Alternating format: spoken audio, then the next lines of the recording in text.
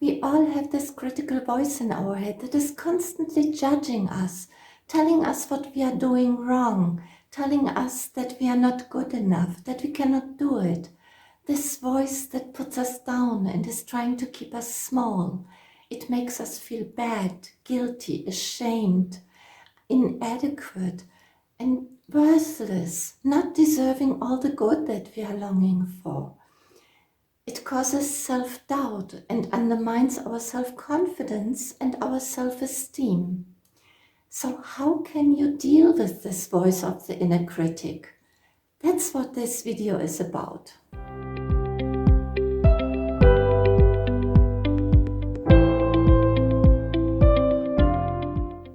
The biggest problem I see is that most people are so used to this critical inner voice that they believe whatever it tells them, they identify with it. So in order to deal effectively with the inner critic, you first want to understand what it is, where it comes from, and how it shows up. In the end, I will also share with you a powerful 3-step process that you can use whenever you notice the voice of the inner critic. So make sure that you watch this video till the end. We usually talk about the inner critic as singular, but when we look deeper, we will find that we have several different inner critical voices in our head. According to J. Early and Bonnie Weiss, there are 7 types of inner critics. First of all, there's the perfectionist, who sets high standards and tries to get you to do everything perfectly. It has really a difficulty to say something is complete and good enough to go out. It wants to make sure that you're not being judged or rejected. And probably it's the expectations of people who were important to you in your past, like your parents, siblings, teachers, or peers, that you have internalized, and they have become your expectations of yourself that are verbalized by the inner critic. Then there is the guilt tripper who is stuck in the past and unable to forgive you for the wrongs you have done or people you have hurt. It is concerned about relationships and holds you to standards of your culture, your community, or your family. It wants to protect you from repeating past mistakes by making sure that you never forget them or that you don't feel free. Next, there is the underminer, who undermines your self-confidence and self-esteem so you won't take risks. It attacks directly your self-worth so that you will stay small and not take any chances where you can get hurt or rejected. It is afraid of you becoming too big or too visible and not being able to handle any judgment or failure. The destroyer is the most debilitating inner critic. It shames you and makes you feel inherently flawed and not entitled to basic understanding or respect. It is motivated by the belief that it is safer for you not to exist. And its origins are in early childhood deprivation or trauma. The molder tries to get you fit into a certain mold that is based on the standards held by society, your culture, or your family. It wants you to be liked and admired. By being a good girl or a good boy, it tries to protect you from being abandoned, shamed, or rejected. It is afraid that you could behave in ways that are unacceptable, and so it keeps you from being in touch with your true nature and expressing this. The taskmaster wants you to work hard and be successful. It is afraid that you might be mediocre or lazy, or that you might be judged loser or failure if it doesn't push you to keep going. And finally, there is the inner controller, who tries to regulate certain behaviors that it decided are not good for you or for others, or maybe even dangerous. It believes that without its effort, you will fly out of control and ruin your life. It is motivated to make you a good person who is accepted and functions well in society. Its voice tends to be harsh and shaming, And probably it's a voice that you internalized from a parent who tried to control you as a child. Which of these are most active in you?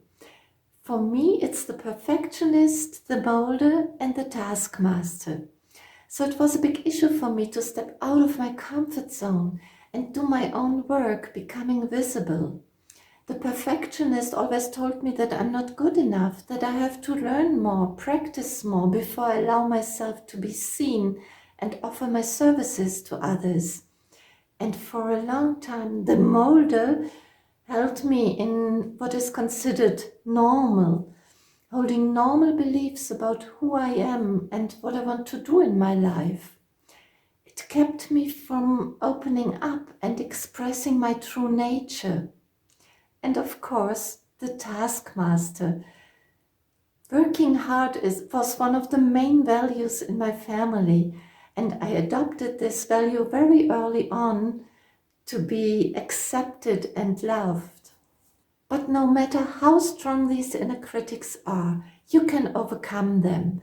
If I can do it, you can do it too. What all these critical voices have in common is that they are coming from a place of fear.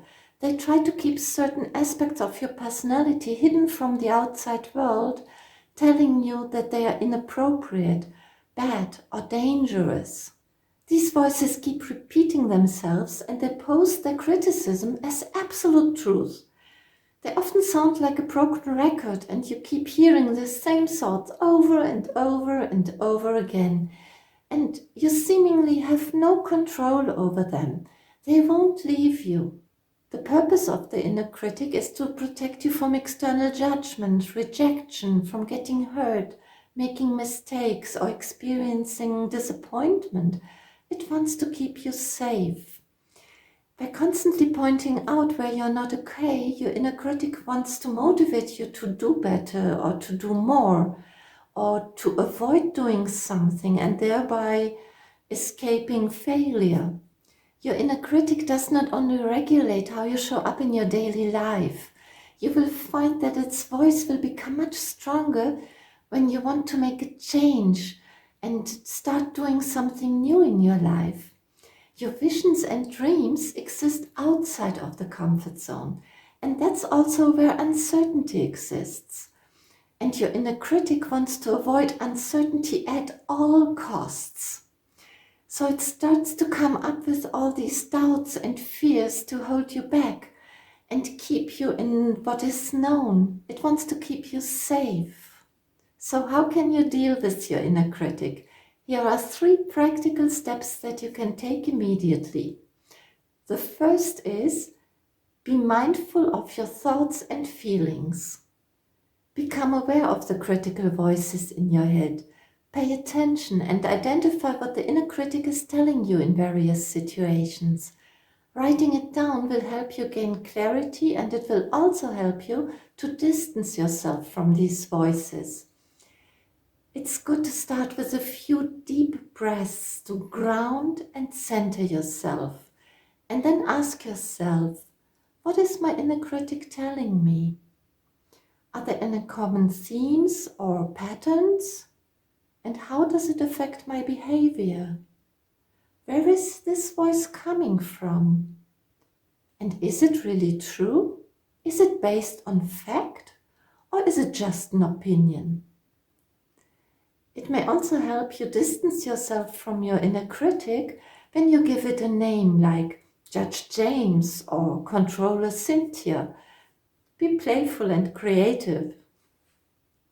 The second step is acknowledge your inner critic. You perhaps try to simply push it away and stop thinking this way, and you may have found that it doesn't really work.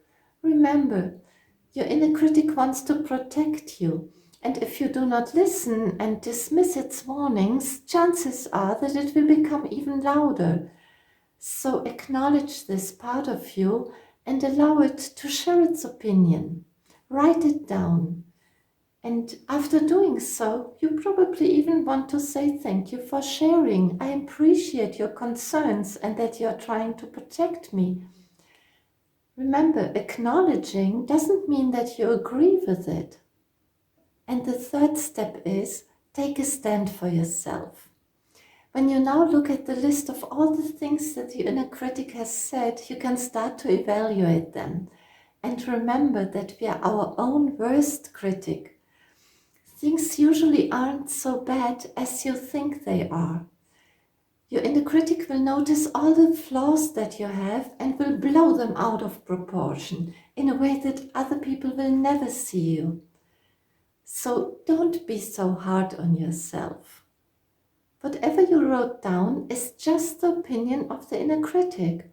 What are the facts? For example, if the inner critic said, you never get anything done, you may ask, really?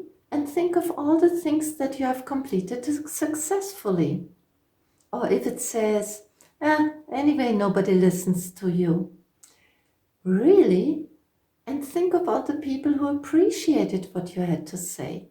Acknowledge and celebrate your strengths, your gifts and your talents, even if nobody ever before acknowledged them. And you may also admit your weaknesses and past mistakes.